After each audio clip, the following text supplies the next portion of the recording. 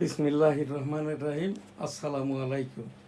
www.dailynewsstar.com virtual editor হাফেজ মাওলানা শাহজালাল গোলদার স্টুডিওর বাহির হতে অনুষ্ঠানগুলি এডিটিং এবং পরিচালনা করছেন।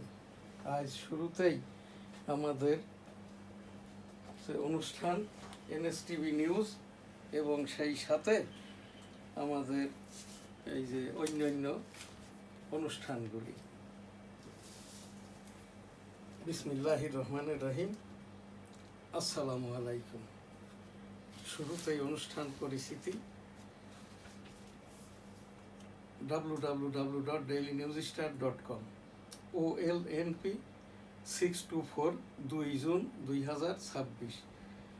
বাংলাদেশ জাতীয়তাবাদী দল বিএনপি সরকারের আজ 106তম দিবস।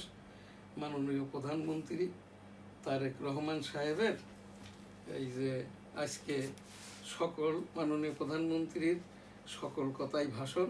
আজ তারেক রহমান সাহেবের এই যে 102 থেকে 106তম যে ভাষণ, সেইটাই আর কি এখান থেকেই আমি পাঠটা করব। বাংলাদেশ আত্মনির্ভরশীল জ্বালানি ব্যবস্থার পথে দৃঢ়ভাবে এগিয়ে যাচ্ছে প্রধানমন্ত্রী। সামনে কঠিন সময়, হেসে খেলে চললে বড় ক্ষতি হবে।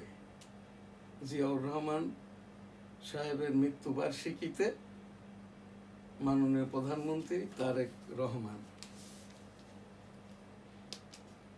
এখানে এইটাই আর কি আজকের যে বিশেষ মাননীয় প্রধানমন্ত্রীর পক্ষের ভাষণ।